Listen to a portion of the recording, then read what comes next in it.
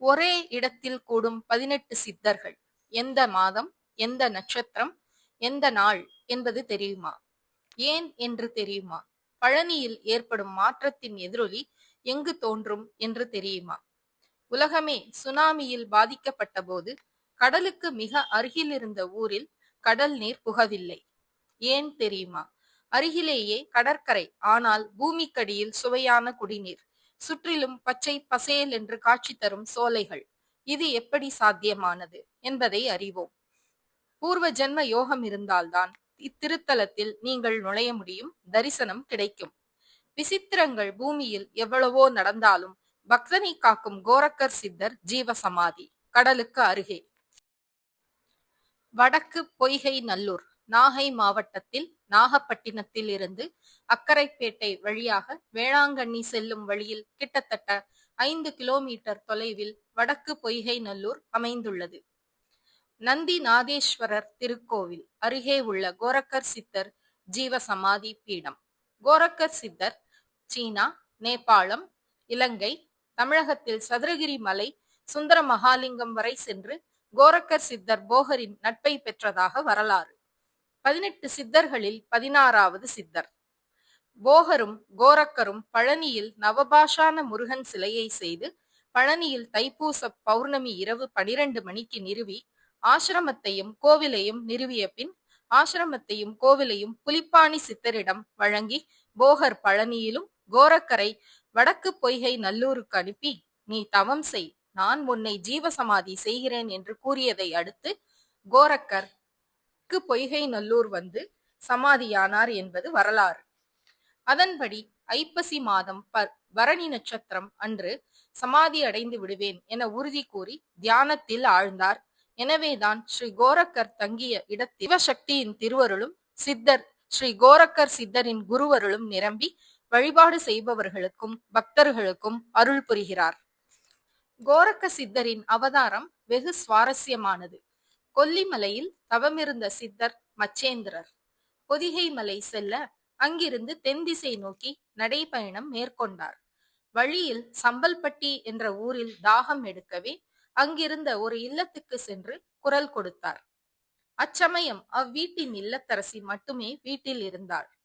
வந்திருப்பவர் ஒரு சிவனடியார் என்பதால் நீர் கேட்ட அவரை அன்புடன் உணவளித்து பசியும் தாகமும் தீர்த்து வணங்கியுள்ளார். உபசரிப்பில் மகிழ்ந்த சித்தர் அப்பெண்ணின் முகத்தில் இருந்த மழலையற்ற ஏக்கத்தை தெரிந்து தனது இடையில் இருந்த திருநீற்றை எடுத்து மச்சேந்திரர் அதை ஒரு பச்சிலையில் வைத்து, அம்மையே, கணவனுடன் நீராடி சிவ தியானம் செய்து இந்த கவச திருநீற்றினை இருவரும் அணிந்து தூய நீரில் இட்டு பருகுங்கள். பரம ஞானி ஒருவன் உங்களுக்கு மகவாக பிறந்து கவலை நீங்கும் என்று ஆசீர்வதித்து பொதிகை மலை நோக்கி சென்றார். தீட்சிதரின் மனைவி நீராடுவதற்கு சென்ற இடத்தில் உடன் வந்த பெண்களிடம் சிவனடியார் கொடுத்த கவச திருநீரு பற்றிய விஷயத்தை கூற, அதை கேட்ட அந்த பெண்கள் கண்டவன் தரும் திருநீற்றை அணியாதே என்று எச்சரிக்க, அப்பெண் பயந்து எரியும் அடிப்பில் மச்சேந்திரர் கொடுத்த அந்த திருநீரை போட்டு விடுகிறார். 10 ஆண்டுகள் கழித்து பொதிகை மலையில் தவம் செய்து சித்திகள் பெற்ற மச்சேந்திரர் மீண்டும் சம்பல்பட்டி வழியாக கொல்லிமலை நோக்கி பயணம் செய்கிறார். அப்போது ஒரு பெண்ணின் வீட்டில் உணவு உண்டது அவருக்கு நினைவுக்கு வர அவரது இல்லம் சென்று, அம்மா, என் அருளால் உனக்கு வாய்த்த உன் மகன் நலமாக இருக்கிறானா என கேட்கிறார். அவரை அடையாளம் கண்டு கொண்ட அப்பெண் வருத்தத்துடன் அவர் கொடுத்த திருநீற்றை அச்சம் காரணமாக அடுப்பு நெருப்பில் இட்டதை கூறி மன்னிப்பு வேண்டுகிறார். அப்பெண்ணின் அறியாமையை உணர்ந்த மச்சேந்திரர் அடுப்பு சாம்பலை கொட்டும் இடத்துக்கு அந்த அம்மையாருடன் சென்று குப்பை மேட்டை நோக்கி, கோரக்கா, வெளியே வா என்கிறார். இதோ வருகிறேன் குருநாதரே என்ற குரலுடன் 10 வயது தோற்றத்துடன் பாலகன் ஒருவன் முகப்பொலிவுடன் விபூதி மணக்க வெளியே வருவதை கண்டு அம்மையார் ஆனந்த கண்ணீர் வடிக்க கூடியிருந்த மக்கள் வியந்து மச்சேந்திரரின் காலில் விழுந்து வணங்குகின்றனர். இதோ உன் தாயை வணங்கு கோரக்கா, சிவன் அருளால் என்னிடம் சித்துகள் பயின்று உனது பெற்றோர் வியக்கும் சித்தனாக நீண்ட காலம் சிவத்தொண்டு புரிவாய் என ஆசீர்வதிக்கிறார். இதுவே கோரக்கரின் வரலாறாக சொல்லப்படுகிறது. அன்னக்காவடி தினசரி இரவு 7 மணி அளவில் ஆசிரமத்தின் பூசாரி தன் தோளில் அன்னக்காவடியின் 2 பக்கங்களில் 2 பெரிய பானைகள் உரியில் தொங்கும் பூசாரி அன்ன காவடி தர்மம் தாயே என வீட்டு வாசலில் நின்றபடி குரல் கொடுப்பார். அங்கு வசிக்கும் மக்கள் எல்லா குடும்பத்தினரும் அன்னக்காவடியில் பக்தியுடன் அன்னம் பாலிக்கின்றனர். இதை சுத்தானம் எனப்படும் சுடுசோற்றை சுமந்து வரும் அன்னக்காவடி ஆசிரமம் சென்ற பின் கோரக்கர் சித்தருக்கு இரவு பூஜை நடைபெறும். அப்பொழுது மணி ஒலிக்கப்படும். அதன் பின்பே இல்லங்களில் இரவு உணவு உண்பது வழக்கம். யாருக்கும் உணவில்லை என்று கூறாத ஸ்ரீ கோரக்கர் சித்தர் ஜீவசமாதி இங்கே இரவு தங்கி வழிபாடு நடத்துவது மிகவும் விசேஷம். துறவிகள் பக்தர்கள் எவ்வளவு பேர் இருந்தாலும் அன்னதான பிரசாதம் 3 வேளையும் வழங்கப்படும். மேலும் தல விருட்சமாக நாகலிங்க பூமரம் சிவன் கோவிலுக்கு மட்டும் காணப்படும். தினசரி காலை 6 மணி முதல் 10 மணி வரை ஸ்ரீ கோரக்கர் சித்தர் தரிசனம் உண்டு என்றாலும் வியாழக்கிழமை தரிசனம் சிறப்பு வாய்ந்தது. பௌர்ணமி தரிசனம் 1 மாத தரிசன பலத்தையும், ஐப்பசி பரணி நட்சத்திரம் அன்று தரிசனம் 1 வருட தரிசன பலனையும் தரும்.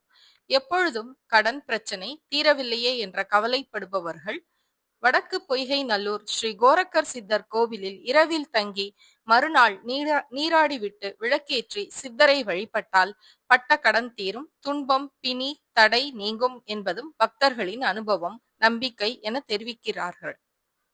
13 பௌர்ணமிகள் கோரக்கரை தரிசித்தால் நினைத்த காரியம் கைகூடும் என்பது பக்தர்களின் நம்பிக்கை. சித்தர்கள் போற்றிய பெரும் சித்தர் கோரக்கர். வடக்கு பொய்கை நல்லூரில் உள்ள கோரக்கர் சித்தர் ஆசிரமத்தை எந்த நாட்களிலும் சென்று வழிபடலாம்.